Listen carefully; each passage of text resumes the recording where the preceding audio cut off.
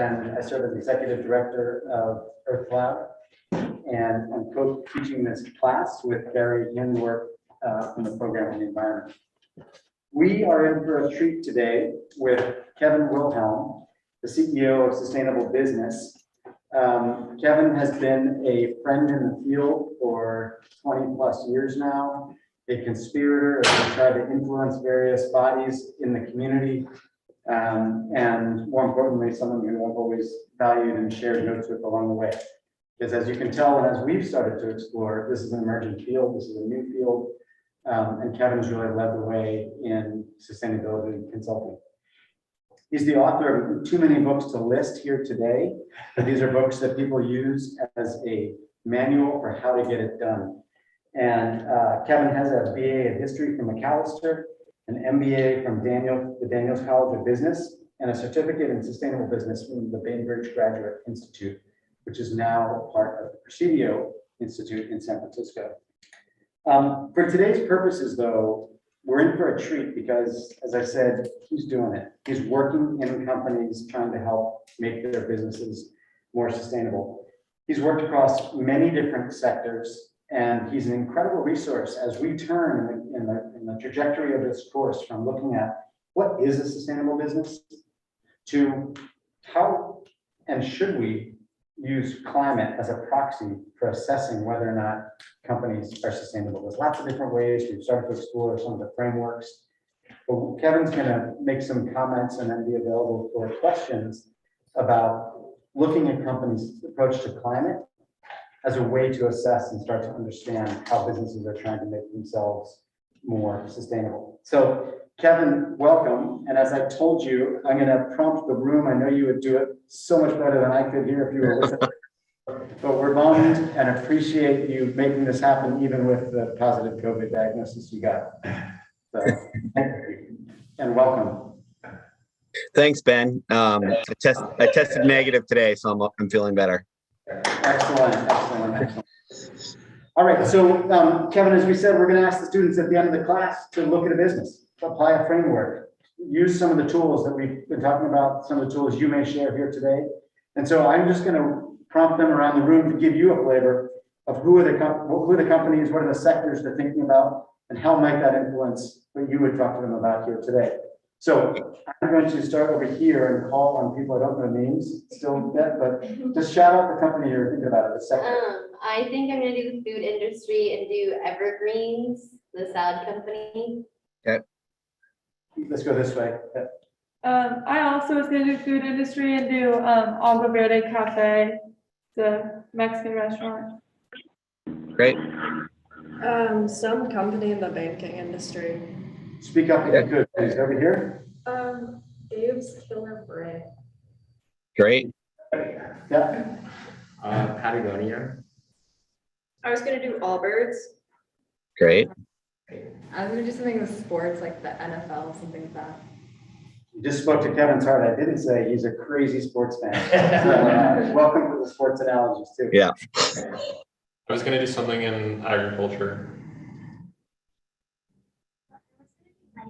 Nike, yeah. Apple. Apple. Like Trader Joe's. TJ's. I think I'm gonna do Cotopaxi. I was gonna do a vegan restaurant. Great. All right, so that gives you a flavor where the students are headed. And over to you, Kevin. Thanks so much. Great. Well, thanks, Ben. And thanks everyone for having me. It really kills me to not be in the room with you all because I'm many guest lecturer. I've taught many classes at UW, and this one that you have with your two professors here sounds amazing. So a little bit about myself, because I know Ben read my bio, but he mentioned to you that, or he mentioned to me that many of you don't come from a traditional business background. And as you're looking at businesses and trying to figure out how do you help them move on the sustainability journey, or I'll use the term ESG, environment, social, and governance, as kind of a stand-in for all things kind of sustainability, or help them on climate. And I'll just let you know that I didn't start with a business degree either. Although I teach now at ESG at Harvard and have many advanced degrees in this space. I came from a liberal arts background. I was an environmentalist who just was working in business. And to the person who said they want to do something in sports, as Ben mentioned, I actually at one point, my previous career, 25 years ago now, I was a general manager of a Major League Soccer team and also worked for the Mariners. And when I was doing that work, it was really fulfilling. I love sports and everything, but there was this part of me that kept thinking, gosh, we need to do something more for the environment. We need to do something to advance social justice. And I didn't really know how. And so I kind of dabbled in a lot of different industries at first. I thought, okay, I should work for an environmental nonprofit, or I should work for a politician and push things along that way. And it kept coming back to wherever I went, people needed money or asking for money. Even environmental nonprofits were, they were dependent on their donors. And I kept thinking, well, if there was a way that we could get business that could make money, and advance their brand and reduce their risks and find a way that it would be really cool and employees would want to work there, that a lot of the resistance to taking action on climate and environmental stuff would kind of wash away. And so my first crack at this 20 years ago, when I started in this consulting space, I was actually outside of Ann Arbor, Michigan, in the Detroit area. And a lot of my clients were in the auto industry or auto suppliers. And everyone kept coming to me and being like, well, we're happy to hear you on this stuff, but you can't talk about the environment to these companies because it's seen as anti-jobs, it's seen as anti-union. And in a lot of ways, whether it's the Earth Summit or the reason that the Kyoto Protocol wasn't originally ratified by the United States, or why we didn't do things at the Copenhagen area, or all the way even to Paris and the climate accords a few years ago, whenever the economy went south, businesses use that as a reason not to take action on climate change or the environment. And so I started my business with the mindset of, there are lots of tools out there. There are lots of ways to show companies that they can save money in their processes. They can save on energy, water, electricity. They can save on their waste, logistics, transportation. From a social justice perspective, they can act in a more diverse, equitable, and inclusive manner in a way that will not only recruit and bring in the best talent, but they can also have a really positive impact in the communities, and that they can governance themselves in the most ethical and transparent ways possible. But this is, at the time, it's kind of like, well, how do you do this? And so one of the things that my organization has really helped companies do, and we've now, as of today, so I started SBC about 15 years ago, and today we hit our 256 client in 40 different industries. And the real common point comes down to is, if you're looking at restaurants, or you're looking at the ag sector, or the individual who wanted to look at Dave's Killer Bread or Allbirds, Patagonia, or Trader Joe's, Nike, Apple, the common thing is that as you're trying to evaluate them from a sustainability or an ESG or climate perspective, let's say, is you need to get the information, understand where they are. So it's kind of like when you, on January 1st, after you've gone gluttonous on New Year's Day, you need to step on the scale and go, okay, here I am. Where can I improve? Where are opportunities that I can be better for the environment, and then I can save money at the same time? And the reality is that as you look at organizations and you're trying to figure out what tools are out there, there's two that we really come back to. One is called the greenhouse gas inventory, or a carbon footprint, as it's commonly known. And with that, you're really looking at an organization, at all the inputs and outputs of a company or an organization, and trying to understand where their emissions are coming from. And when you all do that, and you go out and look at a company like Nike, or if you're looking at Apple, they'll readily post their greenhouse gas inventory, and you'll see when they're the greenhouse gas inventory will kind of demonstrate to you where are the biggest environmental impacts, but those usually are typically also the biggest opportunities for emissions reduction and ways to do it. And so when you look at that, and let's just use an example like Apple, we all think that so much of the input is our iPhones and the iPads and everything, but most of their footprint is going to be their cloud data storage. And if you think about it, all the photos that are on your phone, in about 4 years, that's going to be equal to all the airline emissions across the globe in terms of just that's the scale of how much data and energy is using there.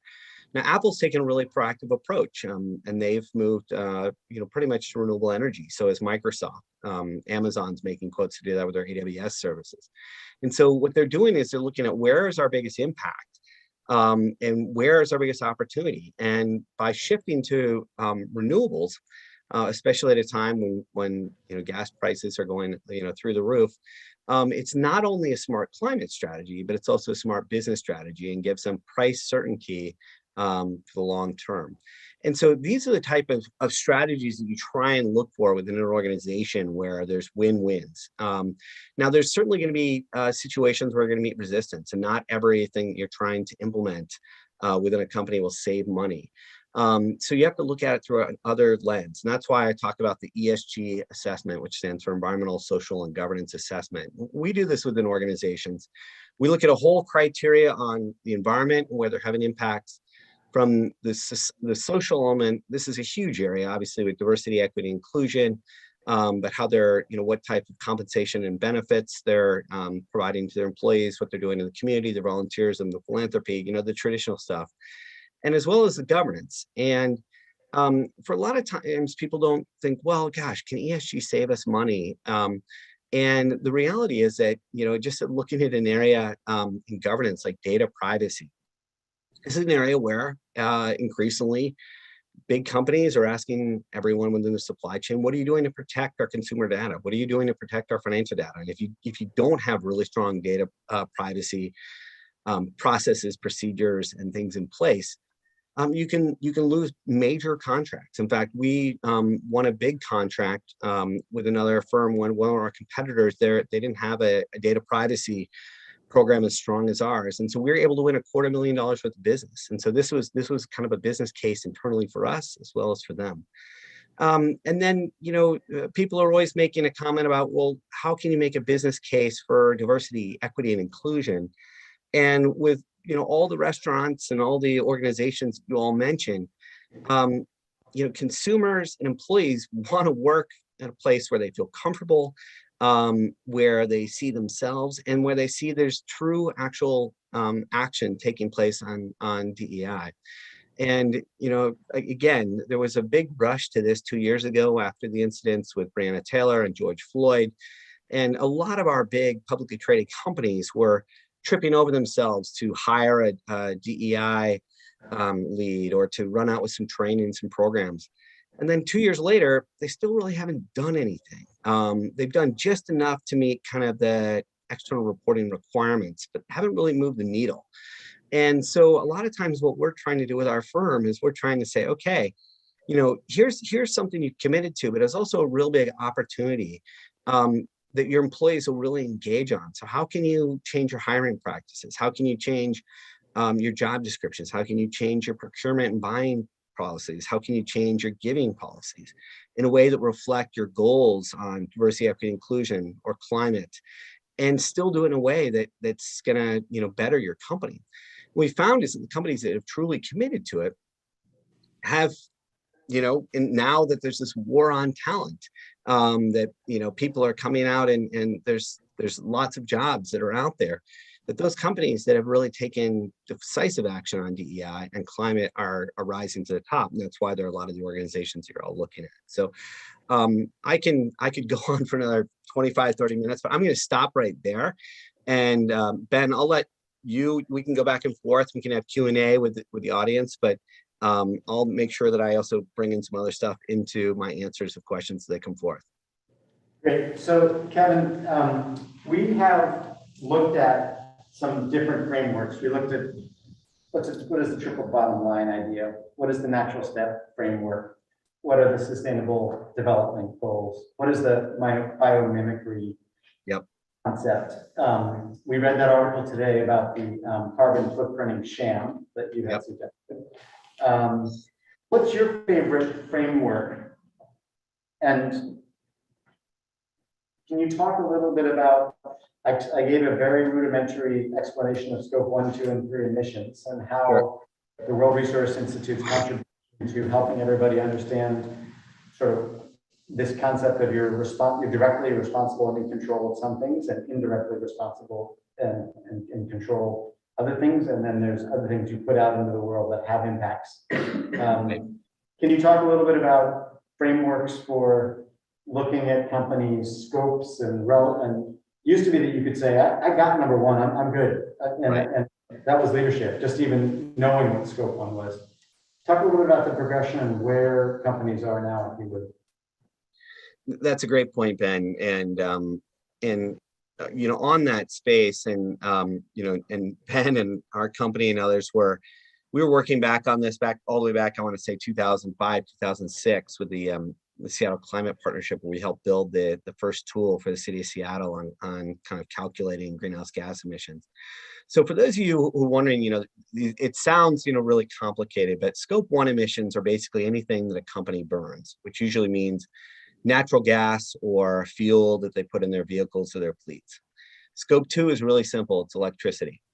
And scope 3 is everything else. So that's your waste, it's your recycling, it's your business travel, it's your logistics, it's your shipping, it's your purchased goods, it's everything.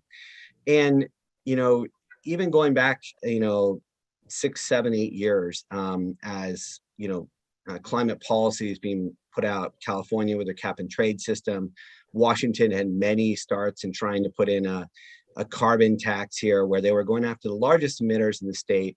And they were really only asking them on scope 1 and scope 2 emissions, which really, again, came back to natural gas, fuel, and electricity. And it was just leaving out everything else. And one of the reasons why is scope 3 emissions are, it was kind of left to organizations to determine what scope 3 emissions were most material to their business, and they could decide to include it. So you had companies like IKEA who were looking at everything that they possibly could, and then even including their customers driving to their stores. And yet other companies who weren't. And what some of our work that we did with REI and many other organizations is that they found that the more that you included in your scope 3, the better understanding you had of your business, not only from a climate perspective, but you understand how things operated, where there were opportunities for efficiencies and improvements just from a business perspective, let alone from an environmental or cost savings perspective. And really what's happened is now scope 3 emissions are becoming kind of commonplace and kind of expected as table stakes, scope 1, scope 2, and scope 3. But what had always been something that was kind of like beyond the horizon were the goods and services you purchased. So everyone could, in scope 3, they could track the commuting of their employees, their own business travel, their FedExing back and forth, what's going into their trash and recycling and compost bins. But the stuff that they bought or the services they provided through their supply chain were always seen as that's just a little too difficult. And where the market has really moved, and it's moved really fast in the last 6 to 12 months, we've seen an increase probably of about 100% in terms of the number of companies that are asking us to do deep dives in their purchased goods and services. So think about it, if you're Apple or Nike, the individuals that want to look at those, it's not only, okay, what are you doing to to build your iPhone and ship your iPhone and sell it at your stores and all the things that go into your employees working from home or going back and forth between Cupertino, California, or whatever they're going. Now they're saying, okay, what's going into the iPhone and where is that coming from? And where are they getting it from their suppliers and their suppliers? And what they've realized is that is the area kind of in the scope 3 purchase goods area where you can actually maybe have the biggest opportunity for impact. You may not directly control it, but by putting in environmental or climate policies or procedures, diversity, equity, inclusion, human rights language, you can impact the supply chain to move on things. And so, for example, 3-4 years ago, we had multiple clients who were wanting to look into the supply chain and push them, but they would just say, times are really tough. Everyone's working really hard. We might be having supply chain issues. Let's not put something else in there. Let's not bother them with climate or diversity, requirements. Well, then as all of their investors and all of their large customers have started to say to them, what are you doing in your supply chain? Now they're like, oh my God, SBC, can you help us? Can you help us develop these policies and procedures to put down through our supply chain? And a lot of it starts with just engaging them and having conversations and saying, look, this is the intent. We're trying to reduce our emissions by 50 to 60% by the year 2030. We want you to help. How can you do it? And just by asking that, then it forces that supplier to go down to its suppliers and say the same thing. And so it has a ripple effect. And so that's kind of where the emissions are coming from. When you ask the frameworks, Ben, in terms of my favorite, I love all the ones you mentioned. I love, I started with the natural step, moved on to the triple bottom line. Biomimicry has been something I've been talking about with organizations for a long time. But really, there's two that really still jump out as kind of gold standards if you're looking at an organization. The Global Reporting Initiative, or GRI, still has the most comprehensive list of questions that are out there for many of these companies you're doing. For those of you who are looking at kind of, a local Mexican restaurant or something of that nature, or privately held firm, the B Corp Assessment is a really good one. This one is, again, it's extremely difficult to attain.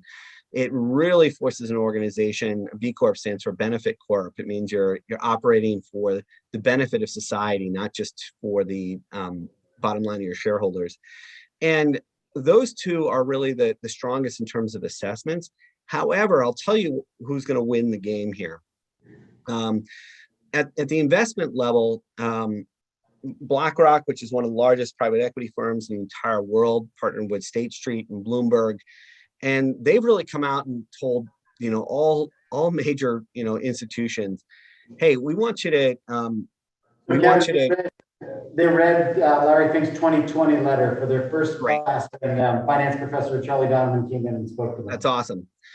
And the difference, so Fink has put out that letter basically for 4 years, starting in 2018, but in 2021, he really put teeth to it and said, no, we really want you to do it.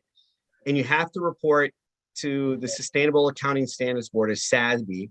And we also want you to report on what's called the TCFD, which is the Task Force for Climate Disclosure.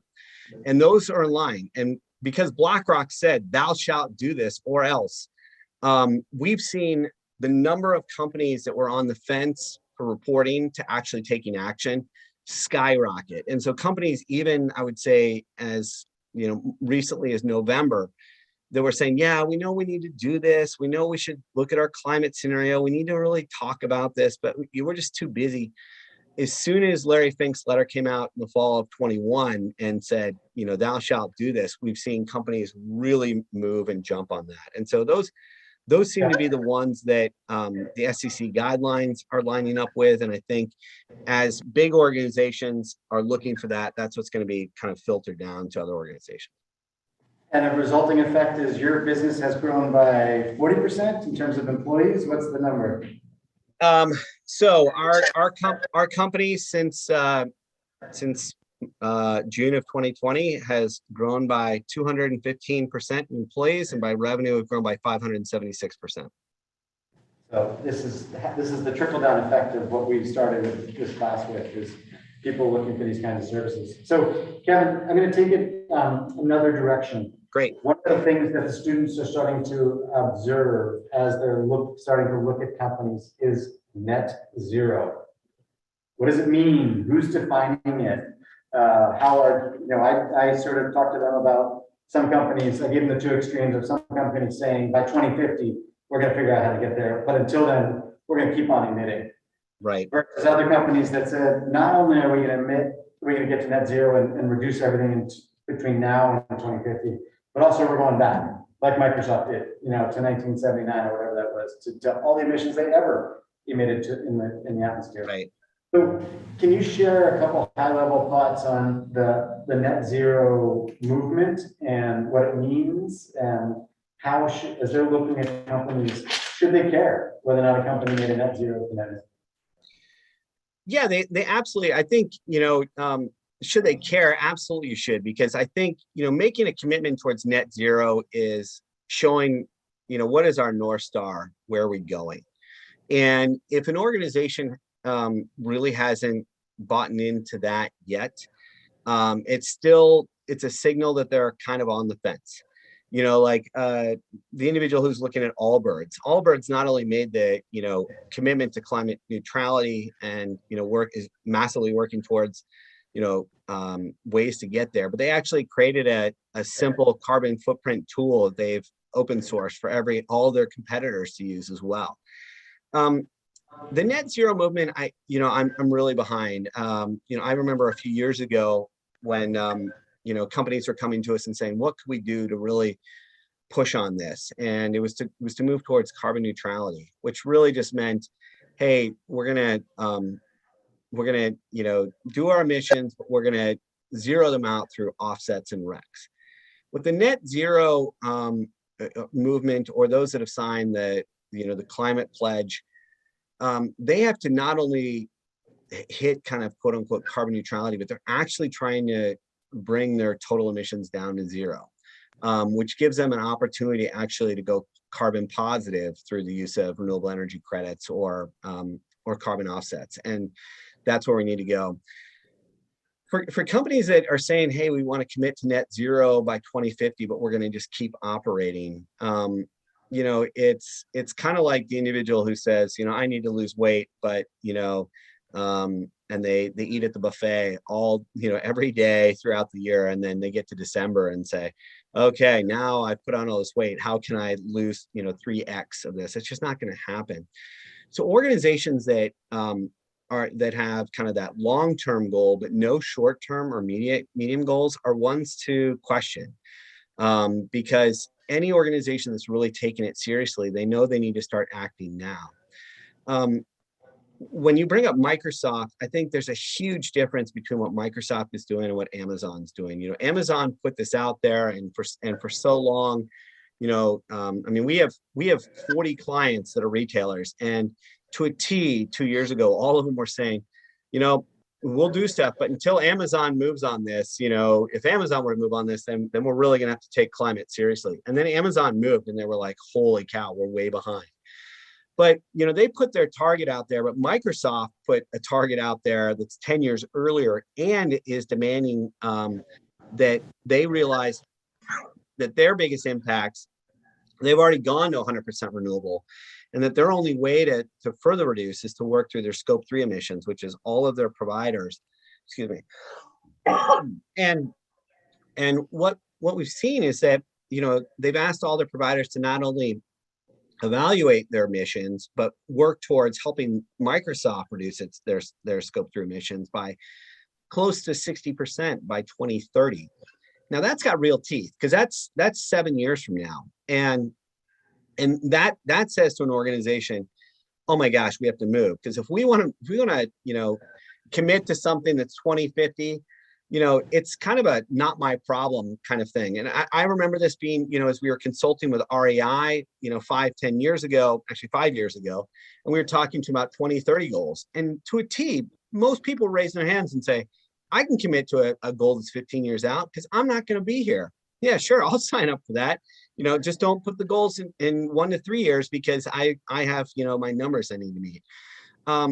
So putting something out that's a 2050 or a 2040 goal, it's more of a signal as to where you're going. But if they don't have the short-term goals, it really doesn't matter, because what we've learned, we had all of the top planetary scientists get together to, agree on what the planet needed. And then 2 months ago, they said, actually, instead of we need to make massive change by 2030, we need to actually shift this boat within the next 2 to 3 years, or the planet's cooked, like it's baked. And so there has to be, organizations have to realize, like, they got to move, and they got to move hard, fast. And signing up to net zero is great, but the most important thing is to see not only the commitments, but what are they doing and what are they trying to push throughout their own networks and supply chains in the near term? Because that's what's most important right now, is to start moving the needle early, because a lot of the technology still doesn't exist for where they need things to go, 5, 10, 20 years from now. Great, great. Okay, I'm gonna ask one more, and then we will turn to folks in the room, folks online. But Kevin, can you share, you talk a lot about, in your writing too, about the business case, and we've talked a lot about creating business value over the years. Can you share two really tangible examples, one or two really tangible examples that don't divulge the confidentiality that you have to for your clients, but give us something practical where someone, as to that point you were talking about earlier, that looking in your supply chain actually helps reveal efficiencies or opportunities, or looking in your value chain reveals or uncovers opportunities to meet a customer need that you didn't realize they were asking for, because you started with the sustainability question. Yeah. Well, one of the great ones is REI, and I know that in the next week or two you're having Kevin Hagan, who used to be the sustainability director there. But we helped REI build a tool to look at their REI adventure travel and ways that they could, if they were sending people around the globe to these really amazing places, how could they do it from an ecotourism perspective in a way that they were taking care of the land, taking care of the culture, hiring local people, that money was staying in the community. So it wasn't just a bunch of white Americans going to, these sacred sites like Machu Picchu and taking advantage of, seeing the great sites, but having a major impact. How could they do it in a low impact way?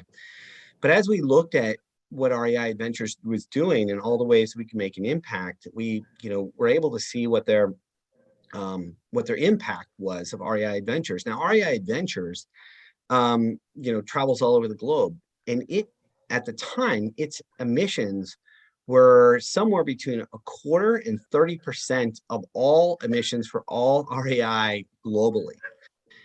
But the revenue was the equivalent of like the store in Issaquah or the store at South Center Mall in, I'm not talking like the flagship store that you all pass going to and from downtown at UW, but one of the smaller stores. And so here was an example where by looking at the company holistically and looking at this spot, they really were able to go, gosh, this thing that we thought was so important for our business and for our travelers and for our members, it's a giant emitter, and we need to address this because it doesn't really provide a whole lot of financial value to the company and to our members. So we need to look at it. So that's one where it was really interesting to look at. A second one where I think, I'm going to bring this up because several of you had mentioned agriculture or restaurants or Trader Joe's as, organizations you're looking at, Dave's Killer Bread. We were working with an agricultural company, one of the largest hops providers in the world. So if any of you, have ever drank a beer in your life, you probably drank the hops from this organization. And we were working with them because they were finding out that Budweiser at the time was coming out with a beer called, that they branded as organic, it's an organic beer. Now they knew they were the world's largest producer of organics hops, and they provided, something like 90% of all the hops to all the craft brews in the United States. And they realized, God, how can a beer, which hops is one of the key ingredients after water and barley, how can, someone like Budweiser try and get away with this? This is really greenwashing. So we worked with them and a couple of their other providers locally, and they created the American Craft Brewers Association, and they went and they lobbied the FDA to change the requirements for organic beer to make sure that you had organic hops. Now, not only did they do this because they felt like organic hops obviously used less water, less pesticides, less herbicides, they're better for the earth. And they also felt like that was being true to who they were as a company, as a brand, and as farmers. Well, the FDA passed it, and so their business grew by 3,000% within 5 years. And as a farm, they were then able to take that money and invest so that, because the farms in Washington State, we have a lot of migrant workers that come from Mexico and Central America. They were able to create, really good housing conditions, really good working conditions, and that they found that people kept coming back year after year to their farm and to their company, and so their safety rates were better, their accident rates were lower. They because they took care of their employees and put things like shade and bathrooms and water breaks and all these types of things, that they found that they were producing more products and people weren't peeing in the fields and things like that. And so this was a way that an organization really leaned into sustainability and saw their business grow. And then from there, we worked with them. We said, well, what else? What are your biggest impacts? So when we did a full life cycle assessment of their hops and their vineyards and everything. And it turned out that obviously water, the two biggest things that can impact any agricultural company are water and soil. And, even though the CEO of this company, said to me day one, he's like, hey, I know you're coming here from Seattle and I don't want to hear any of your Al Gore bullshit. And I said, really? And I said, oh, don't worry, I'm an MBA. I'm a business guy, so you don't need to worry about that. And he's like, oh, thank God. I thought you were one of those greens, even though my company's called Sustainable Business Consulting. And I was about to bark on a greenhouse gas inventory. So we did this greenhouse gas inventory and we looked at where their biggest impacts were. And obviously water and energy were the biggest ones. And so we were asking them, has anyone approached you on, ways that you can be more water efficient? And of course, everyone had. But they looked at a couple different ways of growing their vines vertically. And instead of, watering and turning on hoses, they actually had someone from another university, I'm not going to say which one, develop an app where they could literally go around, the workers could go around with iPhones and look at the soil and look at the plants, and they could direct when the water went, when the plant needed it most, the water would go to it. And what this did was this increased the yields. So they had more hops being produced. They dramatically cut their water costs. They dramatically cut their energy costs. And again, this helped their business. And so this is a way the company reduced their emissions, reduced their impact on the planet, took better care of the soil, and reduced their emissions while producing a bigger yield and bringing in more money. And so that's an example in agriculture that I think, so often people are like, well, farmers, they may not be the most up-to-date people on things. And what we found is, farmers were A, the first environmentalists, B, they're scientists because they're always experimenting all the time. And C, they know their stuff better than anybody that's coming out from any college or university. And this was a way to really lean into sustainability in a way that grew their business and took care of the planet at the same time. That's awesome. Thanks for sharing those. All right, who's got questions in the room? Or Sean, have you seen anything online? Don't be shy, folks. You're gonna make Gary ask one. Here we go. I was wondering how data privacy is related to sustainability. Sure. Well, usually kind of in sustainability, it comes out in the ESG space, and data privacy comes under governance. And so, one of the things is that I'll just give you an example.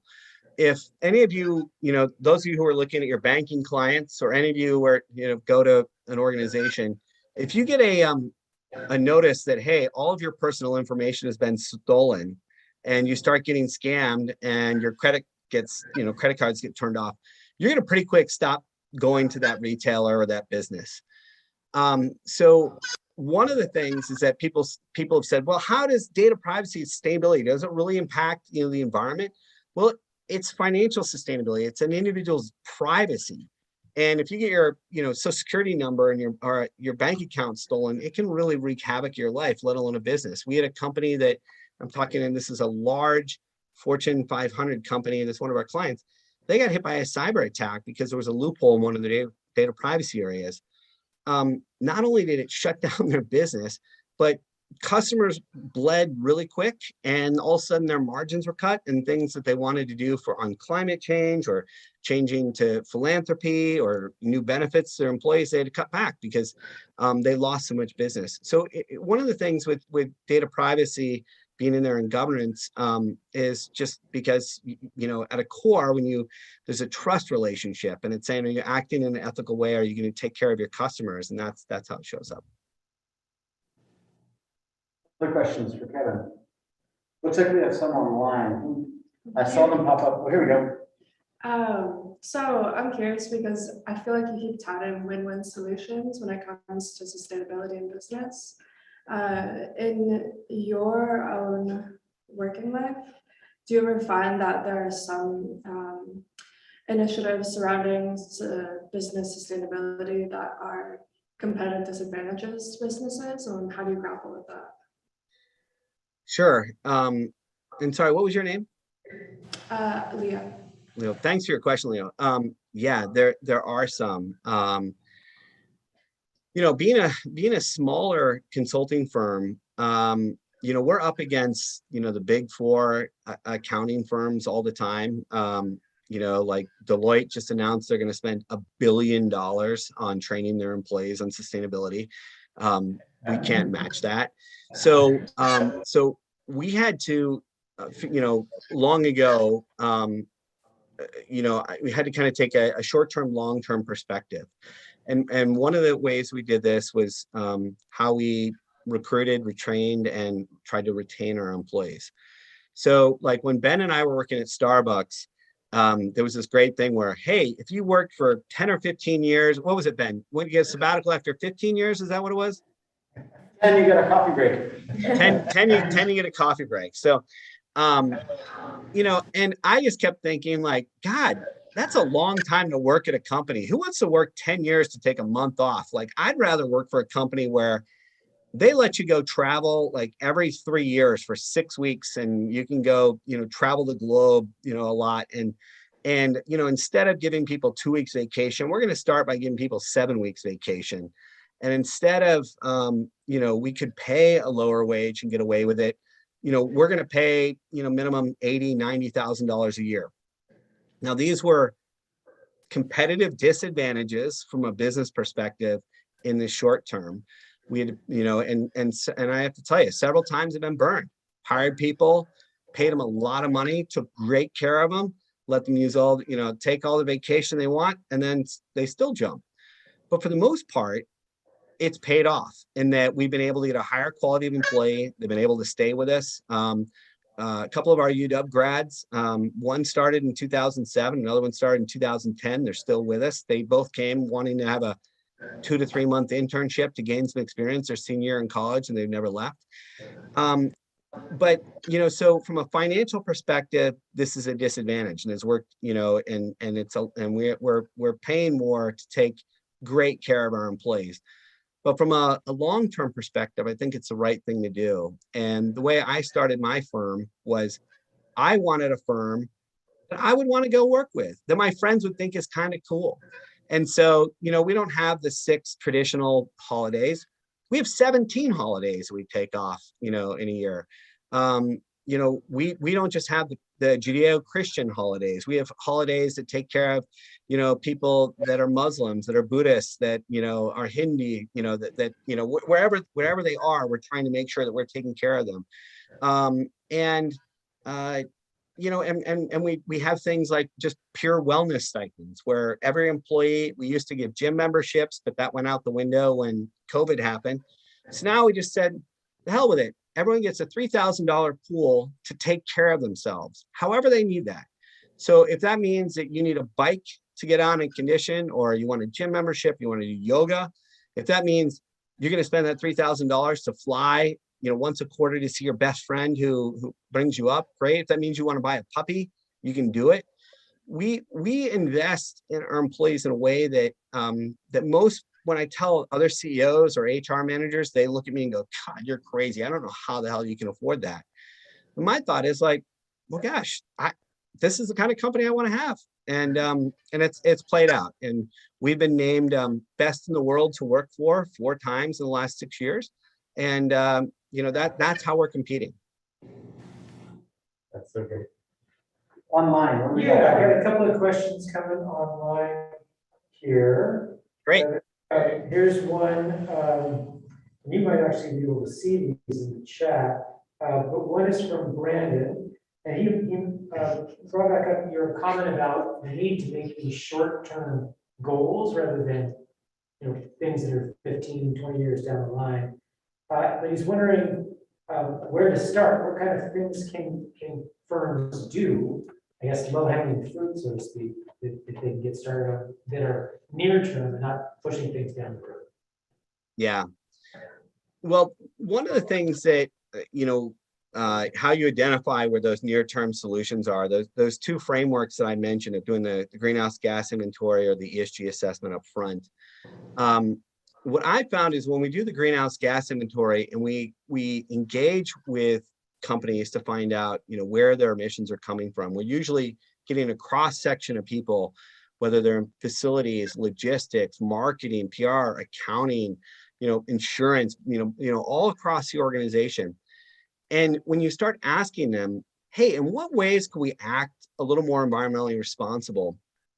And this has happened every single time.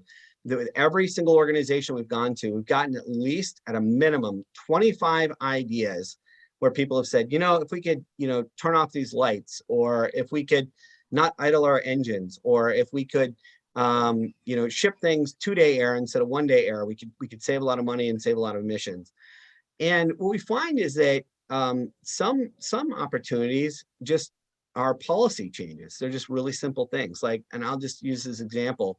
Back in the day when people went to offices and went to school, people printed things out. People went to a copier. And one of the no-cost things you could do is you could have the IT department go in and change the printer defaults. They could change the margins. They could change everything to double-sided. They could change the ink quality. They could do all these things that could save the company money and save paper and save on the environment. And so a lot of it is just kind of looking at things in that initial stage. And what I would say to Leo's comment earlier is that whenever we get those lists and have those brainstorming sessions, I would say at least 75% of the ideas that we hear also save money. And I would say about 25% of them are usually very low hanging fruit that people could do within a week. And so what I tend to do is, as we run those sessions and come up with those ideas and say, let's do the low cost, no cost things first. Let's get some things that can, have some quick wins and save a little bit of money, and then move on to the bigger things, because the bigger things are more impactful. It takes longer buy-in. And that way you start getting a little bit of momentum. And so even these small things that are done when people start going, oh, that wasn't so hard after all, because people are pretty resistant to change. Once they realize it, that there are some cool things that can happen and that they can make a difference, then they want to do more. And that's kind of the same way with helping a company with their goals, is get them going on something first. It's attainable, achievable, even something they can hit easily. And once they do that, then they go, cool, now let's go to the next level. All right, we have time for one more question and we'll go here. All right. Okay. Okay. My question is about, you've talked a lot about growth, about business development and making more money while simultaneously helping the planet. Like the farm you talked about that had a higher yield and therefore higher revenue, and even your own company growing a significant amount. Some of the readings and just a lot of writers about sustainability in general think that growth, at least in the traditional sense, like economic growth, like GDP, like we grew by this percentage, we made this amount more this year than last year, is kind of the antithesis of sustainability. And Sure. So I just want to know what you think about that. And I understand that there's definitely a business case for sustainability, but what's the limit? And great question. And you're absolutely right. And I'm sorry that I left that out of my original description, because you're right. There's actually a day that they, every year where it's kind of like oh, we've used all the Earth's resources, for the entire year, or in the year. So growth as traditional financial growth is unsustainable. We can't do it that way. One of the reasons why, when I talk about growing, but also reducing your overall footprint at the same time, is the idea is that growth in terms of like building more, housing developments and adding sprawl and all that we can't be doing. What we have to be doing is, like with our business, we found is that we've been carbon neutral since 2006, and we've been carbon positive since 2017. What we've tried to do is, as we grow, we are reducing 1.8 million times our own impact as we're having a positive advantage on so as our company grows, the planet does better. And how we're redefining growth is, and that's a great question, is, most organizations look at financial growth or number of employees or number of customers. And how we're actually looking at it in 2022, and actually we're having our corporate retreat on this tomorrow, is how do we do that by maybe having how do we have the same amount of positive good for social justice and for the environment by maybe serving fewer clients that want to have a bigger impact as opposed to more clients. And instead of looking at overall total revenue growth, let's look at our profit margin. And if we can be a place where students that are graduating from UW can come out and make a really killer salary and do really, really well with their lives, then, and they are very motivated to save the planet in their job, then we feel like that's going to help. So you're absolutely right. And that growth in terms of the traditional, just financial more can't happen. And that's why, when I talk about the difference of these climate pledges and things that are out there, there are organizations right now that, are demanding immediate reductions by 2030 and sooner, because, you have to figure out a new way to grow. And how can you grow in a way that's going to have less impact on the environment, and that's going to be doing more good for diversity and inclusion. And so that's kind of how we've tried to help organizations shift it. And so all the examples that I've given you are win-win, are in support of that model of how can you make sure if you're in a job and your job is to quote unquote grow the business financially, how can you do that in a way that's going to be better for the environment and more socially just, as opposed to the traditional way of growing, where that means you're shredding the environment and making more of a negative impact and just getting away with exploitation and things like that. We're trying to flip it all on the other side. And so a lot of what we're doing is trying to make sure that people realize that there's another way of doing it, and there's a better way of doing it that you can make and save money. You can increase your brand, you can reduce your risk, you can acquire and retain the best employees, all while reducing your carbon emissions, being a better steward for the environment, and acting in a more social justice manner. Sounds like a different kind of hedonism, huh? Yeah. Okay, one more quick question, because we're slightly over time, but Kevin, if you'll indulge us, we'll take one more. I'm good to go. All right. Okay, so this is a question from Madison online. I'm going to paraphrase just a little bit. She mentions that there's strong incentives for firms to tout their sustainability processes and reduction in emissions and things like that. But what about honesty? Is that something? How do we hold firms to account, or what keeps them from lying about these things just to get the bump in their prestige? Yeah, that's a great question. And the term on that is called greenwashing. If I had time, I would send you this hilarious photo. I went to give a talk at the University of Texas, and the other co-presenter was from Halliburton, and I walked past the environmental studies students, and I was in a suit, and they all came at me with the most vitriol hatred you could ever imagine, holding signs like "you are killing the planet" and "you are doing everything." And I was like, "Do you think I'm the Halliburton guy?" And they said, "Yeah." They said, "I'm the sustainability guy." But yeah, it used to be that organizations could operate and they would put out their fluffy environmental report and they would show windmills and guys in hard hats and people talking to inner city kids and people down by the river volunteering. And everyone thought, oh, what a great company. Well, the metrics all changed, and the Global Reporting Initiative came out with a set of standards that said, okay, enough. You have to answer questions this way so that we can compare apples to apples between companies.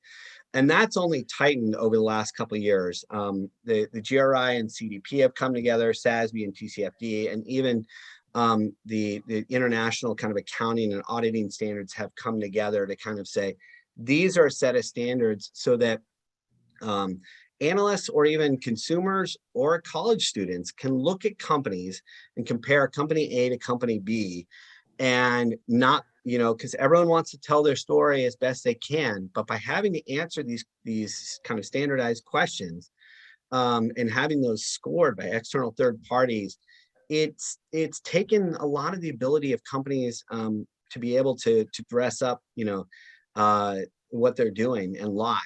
And for the most part, more often than not, now it's really easy to call BS on companies about it.